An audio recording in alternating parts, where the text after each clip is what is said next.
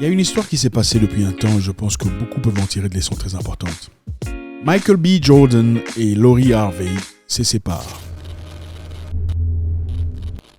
Lori Harvey, c'est la fille de Steve Harvey. Oui, le grand Steve Harvey que beaucoup respectent, y compris moi. Le grand comédien américain qui s'est hissé depuis la pauvreté. Il a travaillé pendant longtemps comme chauffeur, comme maçon, plongeur. Il passait des nuits dans sa voiture, manque de carburant, difficulté. C'était un jeune comédien qui cherchait sa vie, qui essayait de se trouver, mais avec beaucoup de courage, beaucoup d'ambition, a pu se hisser au-dessus de la société. Aujourd'hui, il est reconnu, respecté à Hollywood. C'est un homme fort, un homme qui conseille beaucoup de femmes d'ailleurs. Il a écrit un livre, Think Like a Man, Act Like a Woman. Réfléchir comme un homme et agir comme une femme. Un livre qui a cartonné comme pas possible chez les femmes. On ne peut qu'imaginer le comportement de ses enfants et de ses entrailles. Michael B. Jordan, que vous connaissez sans doute aujourd'hui, beaucoup le connaissent depuis Wakanda. C'est un monsieur qui a commencé depuis longtemps, en 1999, avait déjà commencé ses premières séries. Il a travaillé très bien en 2002. Il a eu une autre série, je crois, Johnny Harman. Il a travaillé aussi avec beaucoup des personnes respectées. En 2012, par exemple, il a fait Red Tail, il a fait Chronique, Hôtel Noir, il a fait Invincible 4, si je ne me trompe pas. Fantastic Four, voilà, Fantastic Four. Et Creed, qui est une série de Rocky. Il a joué le rôle d'Adonis, le jeune boxeur noir qui combattait contre le fils de Ivan Drago. Et en 2015, il a fait Black Panther, que beaucoup connaissent, Wakanda for Life. Michael B. Jordan et Lori Harvey ont formé un couple très beau, jeune, talentueux, intelligent, très pimpant. Voilà, tout le monde, en tout cas la grande majorité du public américain, surtout le public noir, avait beaucoup apprécié, ils ont beaucoup aimé. I'm pulling for him because he's a really good guy, man, comes from a good family, you know. So I'm kind of pulling for him, but at the same time, I got my eye on him, you know. I can't whoop him, but if he ever turn around, I'm gonna knock his ass out. Ça promulguait ce qu'on appelle le Black Love. C'est un monsieur qui avait été vraiment critiqué dans le passé. C'est une personne qui aime garder ses histoires secrètes, en tout cas ses histoires intimes. Il est sorti avec une jeune dame, une jeune chanteuse au nom de Snow Allegra. Et aussi Kendall Jenner. Kendall Jenner, sorti avec Michael B. Jordan. Et c'était des relations très privées. On n'avait pas vraiment accès à ces histoires-là. Il a vraiment été critiqué, beaucoup critiqué par la communauté noire. Vous savez comment ça se passe. On dit les noirs, généralement, quand ils ont de l'argent, qu'est-ce qu'ils font ? Ils vont chercher une femme blanche. Il n'en était pas épargné. Il a été bombardé. Comment ça se fait qu'un bel homme comme toi, un homme réussi comme toi, tu ne soutiens pas la femme noire, tu n'accordes pas à la femme noire tout ce qu'il y a comme gloire, tout le bazar. Comment est-ce que le monde peut respecter la femme noire ? Il en a eu de toutes les couleurs. Et enfin, s'est mis avec la fille de Steve Harvey, Lori Harvey, avec qui ils ont vraiment développé une relation très intéressante, très publiée, très partagée sur Instagram, sur Facebook et ailleurs. Beaucoup les célébraient, beaucoup les adulaient. C'était une très belle relation en tout cas. Des voyages, des sorties, des photos, c'était très beau. Maintenant, comme tout homme qui se respecte, à un moment donné, on se pose des questions qui se font. On veut vraiment être avec une personne. On sent qu'elle vous apporte les éléments principaux dont on veut. Monsieur voulait ajuster, arranger, améliorer, vous voyez de quoi il s'agit. Quand une personne t'aime véritablement, il veut sortir le meilleur de toi. Alors, Michael B. Jordan avait apporté quelques doléances auprès de sa dulcinée à l'époque, disant il faudrait qu'on se ressource, il faudrait qu'on parle, il faudrait qu'on discute. Un homme à ce niveau-là, quand on s'élève en société, on se fait de l'argent, on commence à penser comment s'améliorer. On veut d'une femme avec qui on peut partager les idées, les pensées, on peut s'améliorer.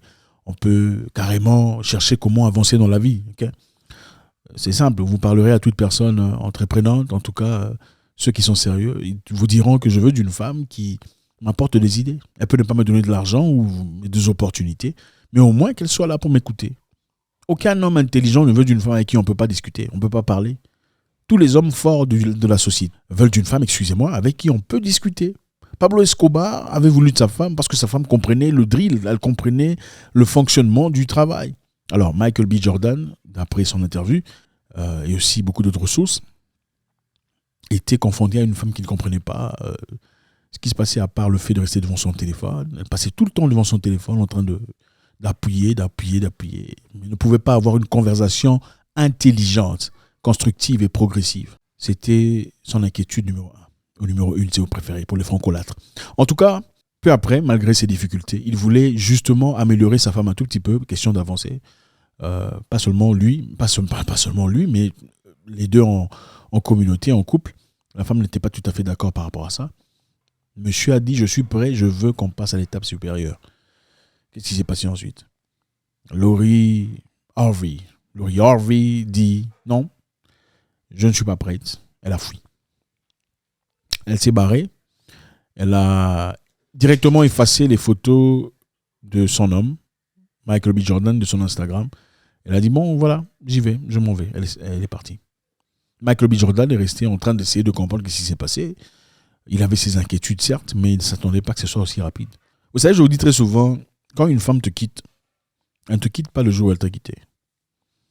Non. Quand elle dit je pars, non, c'est pas ce jour-là. Quand une femme dit je pars, ça veut dire qu'elle était déjà partie il y a peut-être 6 mois ou 3 mois si tu as de la chance. Elle était restée, oui. Elle était partie depuis 6 mois déjà. On est confronté ici à une femme à qui on dit je suis prêt à avancer. C'était une très belle relation. On n'a jamais eu des problèmes. Je veux qu'on avance. Elle dit non dans son interview. Yeah, I'm just gonna move accordingly. And also, like, I almost got married very young. And so I think after that, it made me be like, okay, I felt like I hadn't really experienced anything. I didn't really know myself. I didn't really know what I liked, what I didn't like.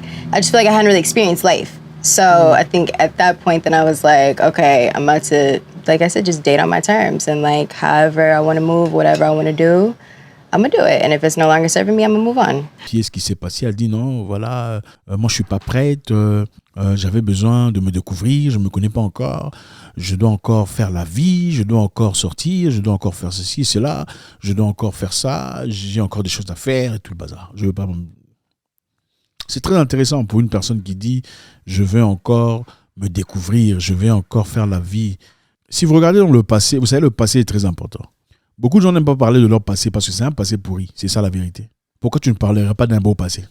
Si tu as aidé des orphelins, tu as construit une maison pour des veuves, pourquoi tu n'en parlerais pas? Pourquoi tu dirais non, c'est mon passé, je ne veux pas qu'on parle de mon passé? Les gens ne veulent pas parler du passé parce que c'est généralement un passé pourri. Et ils en sont conscients. Ils en sont conscients, ils disent ok, mon passé est pourri, j'ai du mal à confronter mon passé, je n'ai pas envie d'en parler. Laurie Harvey est sortie avec Future, que vous connaissez. Future a été avec Laurie Harvey, après a dit des choses abracadabrantes sur elle. Trey Songz a été avec Laurie Harvey. Puff Daddy a été avec Laurie Harvey. Justin Combs, le fils de Puff Daddy, a été avec Laurie Harvey. Imaginez-vous une femme qui connaît le père et son fils. Qu'est-ce qu'il y a dans sa tête? D'abord, il était avec le fils. Ensuite, le fils, ça va pas. Il laisse le fils, il va chez le père. Le fils a tellement peur, il n'a pas envie d'en parler parce que voilà, papa a déjà sauté. Papa n'a pas de compte à rendre à son fils. C'est plus tard que papa découvrirait que le fils a fait cette histoire-là. Lewis Hamilton, pour n'en citer que là. Il est même sorti avec Abu Thiam. Abu Thiam, c'est le frère à Akon. Je ne sais pas si c'est un frère direct ou pas. Laurie Harvey, à 25 ans d'âge. Bon, ça, c'est ce qui est connu. Okay? Et puis ça, on n'en parle pas. Ce sont des gens connus. Et les gens qu'on ne connaît pas. Les gens, les histoires de 2 semaines qui se passent dans la voiture et personne n'en parle. C'est triste. Une personne pareille, on ne peut pas avoir un avenir avec une personne. C'est très difficile. Voilà pourquoi on vous dit, quand une femme connaît beaucoup de personnes dans sa vie, ça devient difficile de créer de l'attachement avec une personne. Ça devient presque impossible. Scientifiquement parlant, j'ai expliqué ça. Quand une femme aime quelqu'un pour de vrai, l'ocytocine jaillit de son cerveau. Son cerveau produit l'ocytocine. Et avec ça, l'ocytocine, c'est l'hormone d'attachement à une personne. Quand le cerveau produit une fois, la deuxième fois qu'elle produira à l'égard d'une autre personne, ça ne sera pas égal à la première fois. La troisième fois ne sera pas égale à la deuxième fois. La quatrième fois ne sera pas égale à la troisième fois. Ainsi de suite. C'est-à-dire, plus tu changes de partenaire, moins tu as la capacité d'attachement à une personne. C'est scientifique. Voilà pourquoi vous voyez une personne, si ça ne marche pas, je m'en vais. Regardez son passé. 37 ex. Vous ne verrez jamais une femme qui a été avec 2 hommes seulement, te dire si ça ne marche pas, je m'en vais. C'est pas possible. Parce qu'elles vont en souffrir. Vous vous laissez aujourd'hui, c'est public, on dit ok, c'est fini entre nous. Un jour après, directement, boum, tu effaces tout ce qu'il y avait comme pendant que le monsieur est resté là. Il a gardé les photos pendant plus d'1 mois. Parce qu'il souffrait encore de cette douleur, de cette histoire sur laquelle il a placé son espoir. Parce que c'est la première femme auprès de qui il aille dire ok, je veux que tu sois ma femme. En fait, il y a des femmes qui sont des femmes, mais elles ne sont pas des épouses. Il y a des femmes qui veulent se marier, mais ne veulent pas être des épouses. Ça, c'est un autre sujet. On entrera là prochainement. Il y a 2 leçons principales à tirer ici. La première est que le passé d'une personne est très important. Moi, je vous conseille, si vous êtes une femme, vous êtes ma nièce et tout, il faut prendre 1 P par an. Hein, si tu aimes cette histoire-là. D'abord, je vous dirais, il ne faut pas vous associer à ça. Essayez de vous préserver. Vous êtes jeune, préservez-vous jusqu'au jour du mariage. Ce serait bon. Ce serait magnifique. Si vous êtes incapable de le faire, parce que beaucoup ici sont incapables de le faire, prenez au moins 1 P par an. 1 par an. Prenez 1 P par an. C'est-à-dire, quand vous commencez à 20 ans, parce que vous commencez d'ailleurs plus tôt que ça, à 25 ans, vous en aurez connu 5. Ce n'est pas acceptable, mais bon, on peut jouer avec ça. Si tu en prends 2 par an, prenons 30 ans, tu commences à 20 ans. À 30 ans, tu en auras combien? 20. Aucun homme qui se respecte ne veut d'une femme qui a connu tout le quartier. Parce que la réalité est que la femme est la couronne sur la tête de son homme. La femme est la couronne sur la tête de son homme. La femme est la couronne sur la tête de son homme. Quand vous sortez, vous allez ailleurs. Aucun homme ne veut d'une femme dont tout le monde regarde. Vous allez en boîte, tout le monde... Ah, salut, bonjour Karine. Vous allez au gymnase. Bonjour Karine, salut. Aucun homme ne veut de ça. Vous savez, les hommes entre eux, ils parlent. La femme est l'honneur de son homme. Malheureusement, à un certain moment donné, tu n'auras plus l'éclat, la beauté, les étincelles que tu avais quand tu as 20 ans. Le temps va te rattraper. C'est ça la réalité.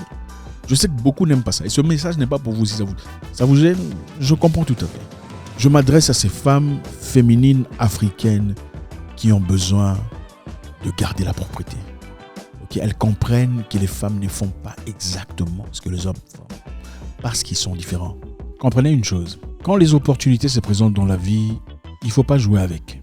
Quand vous êtes encore jeune et que quelqu'un d'intéressant, quelqu'un de bien, d'important se présente dans votre vie, ne vous dites pas, bon, ok, je veux le changer. De toute façon, si ça ne marche pas entre nous, il y aura une autre personne. Attention.